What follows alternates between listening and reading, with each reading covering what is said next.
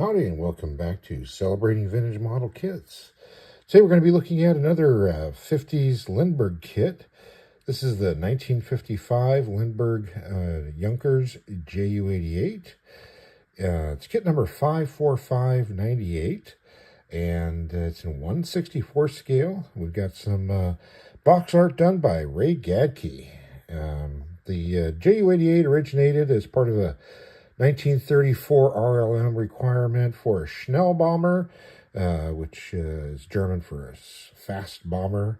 It had a first flight in December 21st of 1936, and it beat out the Henschel HS-127 and the Messerschmitt Bf-162 for that requirement.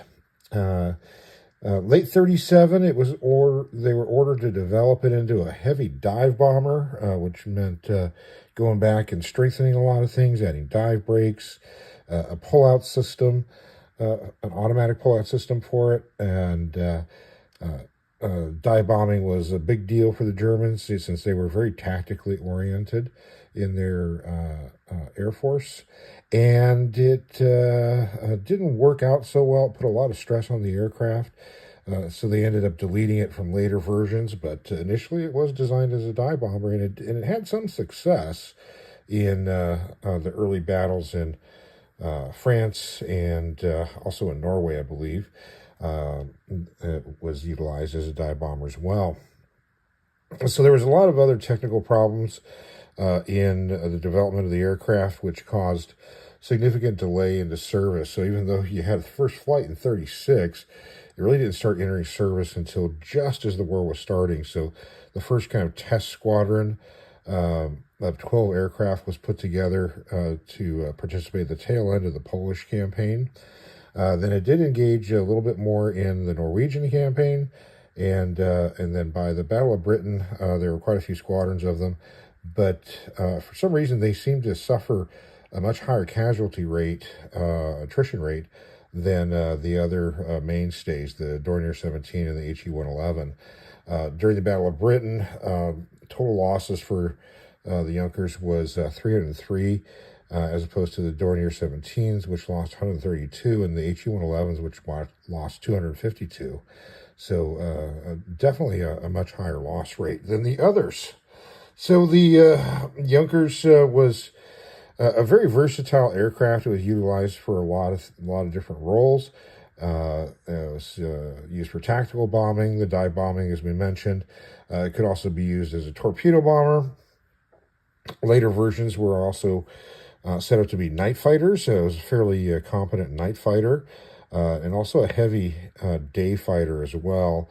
Some of these were utilized in going after the American Air Force B-17s and B-24s in their daylight strategic bombing campaign. Total of 15,183 were built. It was, of course, the predecessor to the Ju-188, which is a more advanced design. But that 15,000 puts it in second place for the most built bombers of all time, right behind the U.S. B-24, which there's something like 20,000 of those produced. The Ju-88 was also utilized by a number of allied services to the Germans, such as Finland, Hungary, Italy, Romania, and Spain. Spain got a few of them. France also used some captured ones towards the end of the war, and then they kept them on after the war, and they were actually the last of the to utilize it all the way up until 1951. There's two survivors at this point right now. One's in the USAF Museum in Dayton, Ohio, and the other one is in the RAF Museum. There are 3 or 4 substantial hulks that have been recovered from under the water and found in Russia that are being restored. So the number of Ju-88s that you can see is probably going to be increasing fairly soon here. So that's a little history on the aircraft itself. Now let's take a look at what we got for the kit. So 1955, a lot of stuff that they're telling you on the box here. authentic plastic airplane kit. A lot of these early 50s kits are really emphasize the plastic part. Lindberg lines, famous the world over. And you got scale engines, complete crew, movable control surfaces, and retractable gear, and free display stand included. And up here on the top, you've got Ray Gadke's signature, and kind of a stylized view of the Ju-88. It's kind of the proportions are a little bit off, but it kind of gets the point. Very dramatic coming out of the box. And then we've got on the side, again, plastic model kit. We've got just a line drawing of the same kind of image. We've got your price in Canada was $1.69. Again, movable control surfaces, retractable gear, complete crew, and Lindberg's address in Illinois. This side pretty similar, and they show it as being 3/16 scale. So that again is a 1/64 scale. And Lindbergh was kind of trying that scale out to see if it would stick. They made a number of these twin-engine aircraft and bombers in 1/64. They made a few single-engine aircraft as well, along with some some tanks and half-tracks, I think, as well. Cars. So they really went in on this 1/64 scale. It just did not take. So it eventually got dropped out of their line and replaced by either 72nd or 48 scale. On the end, unfortunately, we've got previous owner put some tape across here, so we can't see much of the end on this side. And same thing with this one, but you do see the kit number. Yeah, this one, if you notice, it's got the $1 instead of the 98. I think this is a little bit later than a 55 issue because it is printed directly onto cardstock. As opposed to the hard box with the glued on lithograph, which would have been more appropriate for the 55 issue. So here you can see just the kind of folded box on there. And we've got our instructions. So here we've got drawings of the completed aircraft showing you some painting tips and also where the decals are going to go, emphasizing to use enamel or plastic paints as opposed to lacquer. And you've got movable engine cowls, little cart, mechanic guy, how to paint your dudes. A little bit of information about the Junkers 88, and the kit number.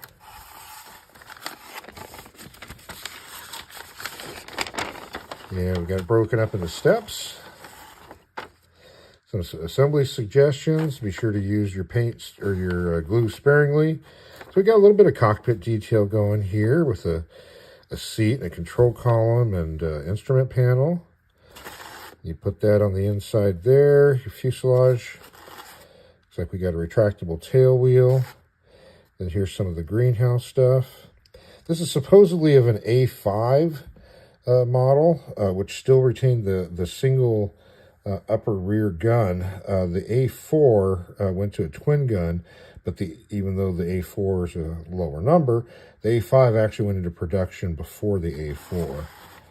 And then we've got your lower gun. And here's your bombardier. You actually have to put his arms on. And then here's where all those parts go in.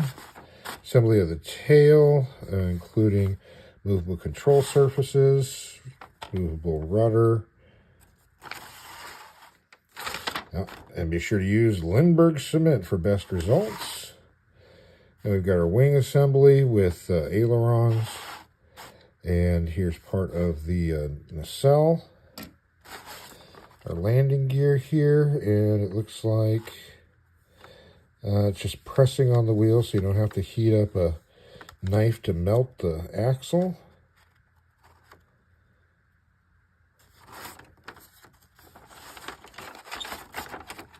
And then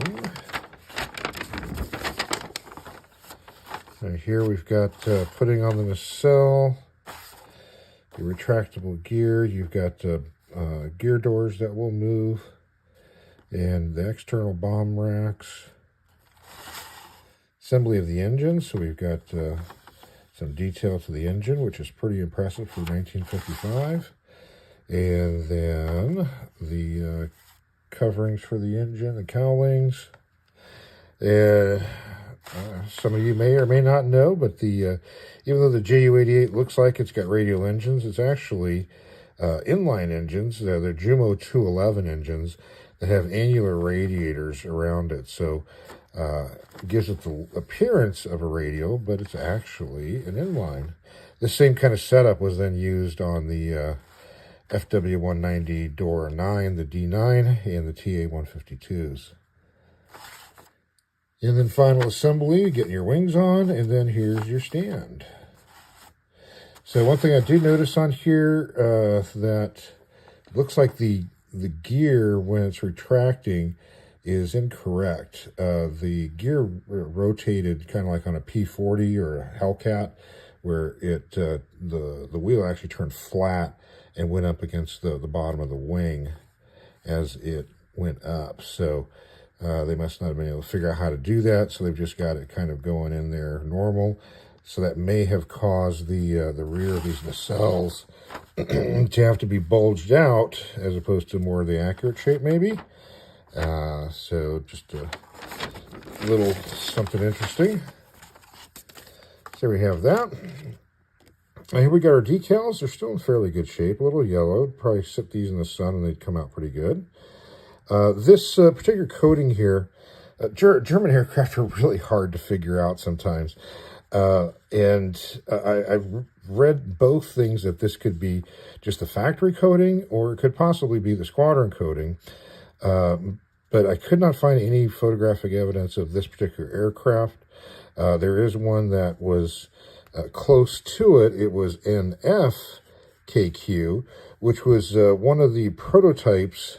It's one of the V series, I think it was like V33, which was one of the early prototypes that they were doing modifications to, which ultimately became the Ju-188.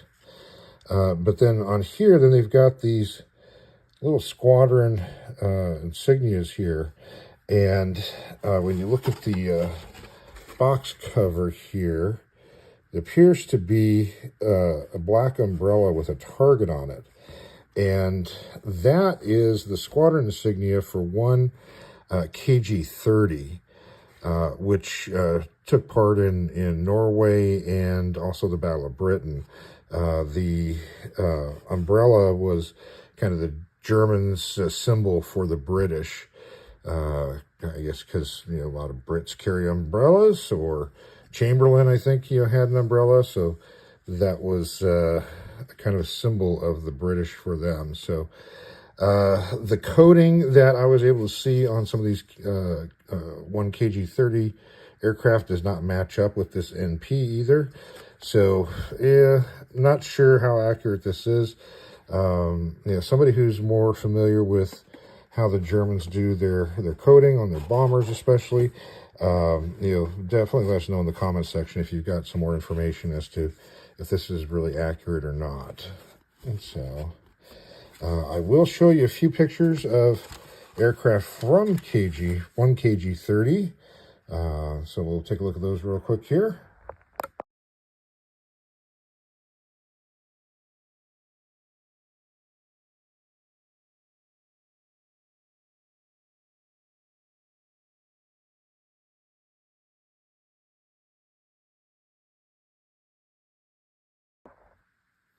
Okay, so now we'll look at the plastic.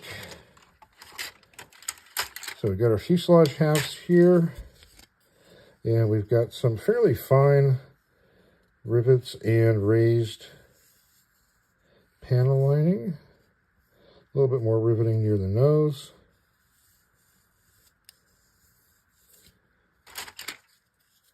And here's the other half.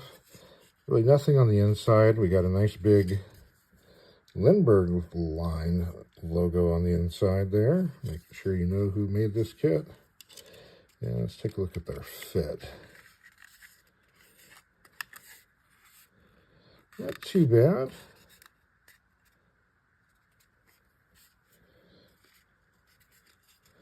like maybe a little bit of filling might be needed.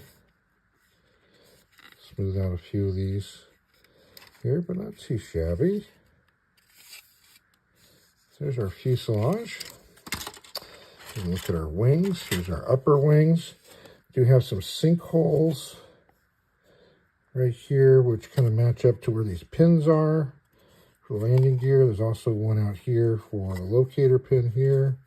And a little bit of sinkholes going where they've got the movable area for the ailerons. We do have ejector pin marks on the inside. The same thing again, pretty fine panel lining, pretty small rivets. It's not too bad. And here's the bottom of our wings. So we've got these strangely shaped bomb shackles on here.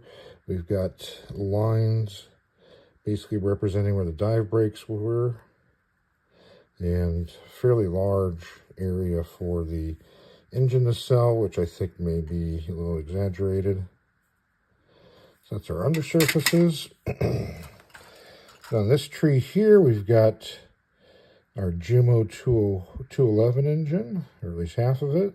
It's another half. There's our landing gear.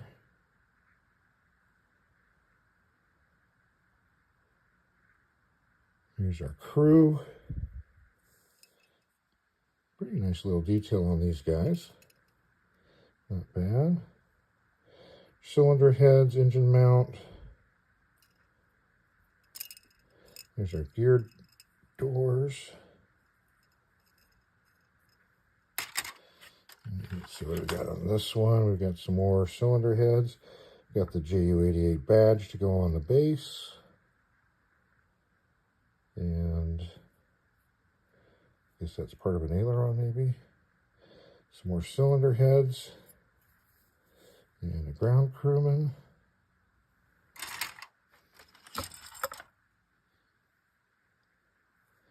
It looks like we've got a second identical tree here with some more cylinder heads, the same badge. So we got two of those. And then this tree has some more, I think these are cowling parts, exhaust stacks, tail wheel. There's our props. Really nicely made props. And then for our control surfaces, we got little lines on here to represent the fabric. Some more cockpit, more engine bearers. There's the cart for the engine when you take it out. And we seem to be missing the stand, but we do have the clear parts. And we got fairly substantial raised framing on here. These are got a little bit of scuffing on them, so these need to get polished up a bit. They're not terribly thick, so good enough to be able to see through some of the detail in there. There's our horizontal tail. Same thing again with similar panel lining and rivet detail. Another part of that. And there's our engine cowling with the kind of the radiator being represented there with the little honeycomb. Not the crispest of detail, but at least you get something in there. And this one here, we've got some more crew.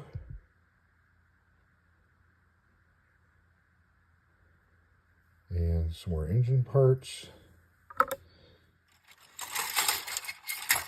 This is strange. You're getting different crew guys again here. It's laid out kind of strange. And we've got some more engine parts here. Color of the plastic's slightly different too. I wonder if if there's like two kits that have been put together here, but stuff just doesn't quite match up from different trees. Very strange. Well, there's some more engines. There's some more of the cockpit details. Some more tail parts. There's your bombs. Those are halves. There's your landing gear. Your main gear, at least.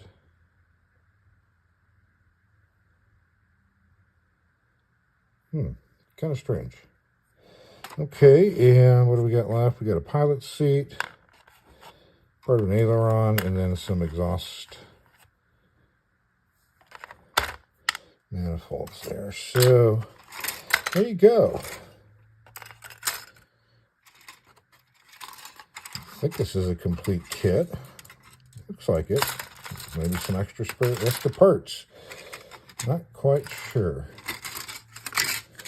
But interesting. But I think you get the flavor for what this kit is, which I am pretty impressed with how much stuff they got going on for a 1955 kit.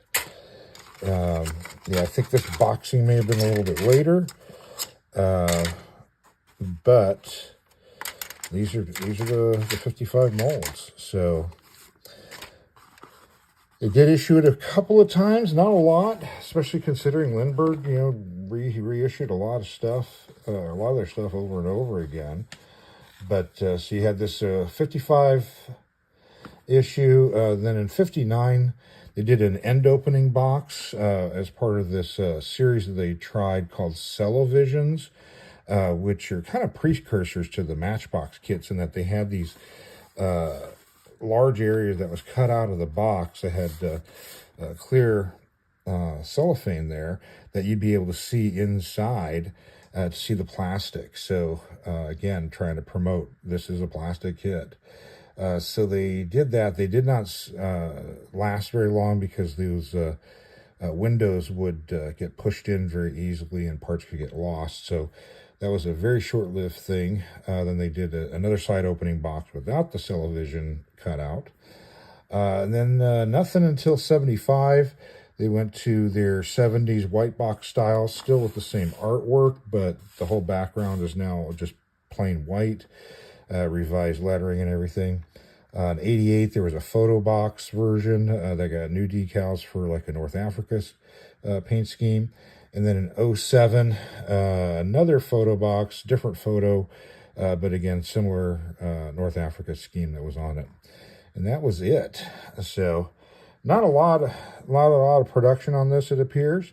So this may be a little harder to find if you're interested in making this. It is an odd scale, but for an early kit, I think you get a lot of bang for your buck out of this, especially for a 98-cent kit.